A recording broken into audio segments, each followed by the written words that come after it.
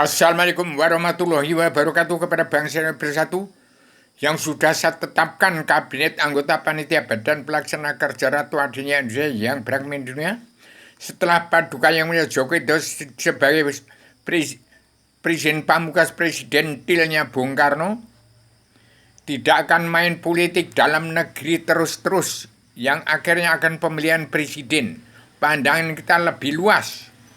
Dengan adanya kitab ini, kita harus memandang apa yang terjadi di luar untuk mendamaikan Timur Tengah, tapi kurang pentingnya di Indonesia sendiri harus menanggulangi kesenjangan sosial ekonomi rasulan gara-gara sesuap nasi. Yang lebih penting adalah dari bumi pertiwi harus menjadi negara percontohan, negara bangsa bahasa di dunia. Betul, untuk mendamaikan Timur Tengah kita tidak akan absen, tetapi di dalam negeri sendiri jangan kacau untuk memikirkan jadi presiden pemilihan umum terus-terusan yang akhirnya terlengahkan sesuap nasi. Bangsa ini sudah menjerit ke pati. Sesuap nasi itu remeh kalau kita bicarakan. Itu remeh sekali. Hina sekali mempersoalkan sesuap nasi. Tetapi ini penting bagi petani dan pedagang yang sekarang sudah disingkirkan, tidak dipikirkan gara-gara berat pemilihan presiden. Padahal kalau sudah jadi presiden, nggak lebih jadi kuda lumping DPR MPR yang munafik. Jaksa hakim preman-preman hukum yang tidak kenal Allah, jelas buta kebenaran, buta hukum. Ini yang dikatakan demokrasi total, demokrasi terbuka, demokrasi pasang badan. Jadi hati-hati kalau akan jadi presiden, pikirkan dulu bangsa kita ini.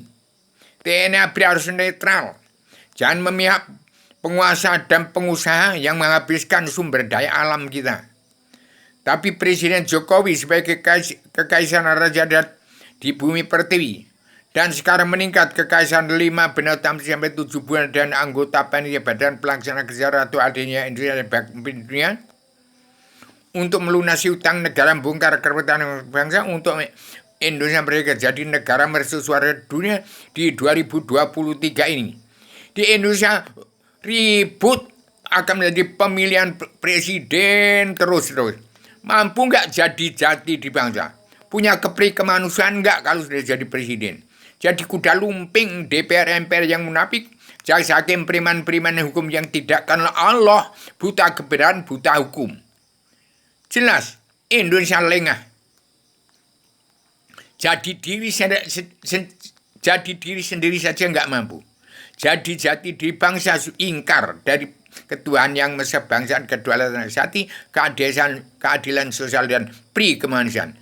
Dengung-dengungkan dulu ke seluruh dunia tentang jati diri bangsa yang terkandung dalam ketuhanan yang maha kebangsaan, kedaulatan, keadilan sosial dan pri kemanusiaan. Ingin jadi presiden tapi nggak lebih dari egois, ambisi, emosi. Sudah kalah bangsa ini dari wawasan atau nalar, akal dan tujuan bagaimana Indonesia merdeka. Ini lebih ruwet dijajah oleh politik ke partai, bukan politik ke agama. Kalau politik ke partai itu sudah habis waktunya. Presiden ada tamat paripurnanya di presiden ke-7 itu. Saya sebagai atamana yang sudah menjelma di bumi, saya tetap mengawasi, melihat, meneliti, menghitung, memantau, memandu jalan pemerintahan seluruh kepala negara bangsa-bangsa di seluruh dunia untuk mengatur tata rumah tangga keluarga besar bangsa dalam negara masing-masing bangsa yang negara menunjukkan watak bangsa. Tinggal terserah TNI ABRI mau memihak penguasa dan pengusaha yang menghabiskan sumber daya alam, apa memihak petani dan pedagang, kakek moyang kamu sendiri. Kakek moyang DPR MPR yang munafik. Pengkhianat rakyat kalau sudah menjadi penguasa lupa nggak jadi pemimpin. Kalau pemimpin ya penguasa ya penguasa ya berkuasa. Tapi kalau penguasa tidak menjadi pemimpin, kalau presiden Harus jahat, kalau nggak jahat nggak boleh jadi presiden. Karena harus menjadi kuda lumping DPR MPR yang munafik. Ini saya tegas.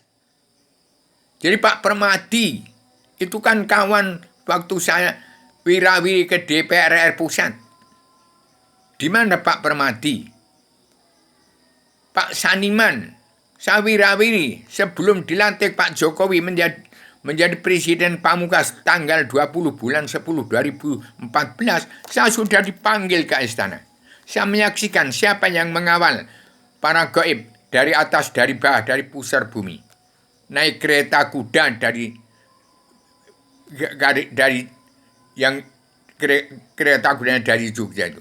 Itu pemerintahan dari jin pusar bumi, dari dasar laut dan dasar selatan, dari awang-awang. Hati-hati. Tahun 2023 bangsa Indonesia harus damai dan bersatu. Umat Islam yang kitabnya Al-Quran harus damai dan bersatu di bumi pertiwi. Jangan ada yang menyelang-selang ke Presiden Pamungkas Joko Widodo untuk mendamaikan dunia. Yang diawali itu beri contoh daripada dunia bahwa Indonesia bisa menyatukan bangsa, bisa mengatasi suap nasi yang adil di bumi pertiwi. Cina harus pulang ke negaranya dahulu. Perhitungkan, hanya sesuap nasi petani dan pedagang ini. Jangan malah untuk pemilihan umum. Uang dari mana untuk pemilihan umum? Uang presiden kedua sampai ke-6 dan diantaranya itu lebih dari 20 miliar. Itu harus diserahkan kembali kepada Padukaya Joko Widodo. Lebih dari 20 miliar. Pesangon kalau sudah lepas dari presiden. Ini ingin jadi presiden lagi, kurang apa lagi? Masih egois, ambisi, emosi. Yang dikatakan pejuang itu adalah petani dan pedagang. Yang pertama dulu diketuai oleh Bung Karno. Sekarang itu putra pertama Ibu Pertiwi. Saya ada pula putra bungsu Ibu Pertiwi ya Ibu Masito. Bung Karno putra pertama Ibu Masito ya Ibu Pertiwi. Ini putra bungsunya Ibu Pertiwi. Saya Rubio, petualang dua pejuang tunggal tanpa boleh menang tak usah mengalahkan, yang menambahkan diri ada makna yang menjelma di bumi. Timbul demi untuk mencabut naroko janam seluruh keturunan Adam Muhammad dengan dua patah kata awalud kun fayakun dan awaludin ma'rifatullah. Gulung gelar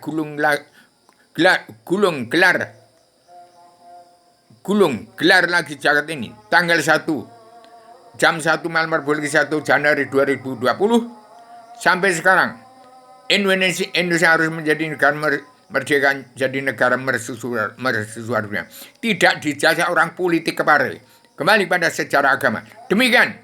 Maaf lahir batin kepada seluruh keturunan agama. Tahun 2023 adalah tahun mawas diri. Barang siapa kehilangan jalan mencari dunia lebih berbahaya daripada bencana maut. Jangan menjadi presiden egois ambisi. Kalau egois kesetanan. Kalau ambisi jadi iblis. Kalau emosi Dajjal. Yang lebih berat adalah revolusi mental sedunia bagi keseluruhan. Demikian, saya sampaikan amanah secara radikal, universal, konseptual, koheren, konsisten, sistematik, komprehensif, bebas, bertanggung jawab. Assalamualaikum warahmatullahi wabarakatuh.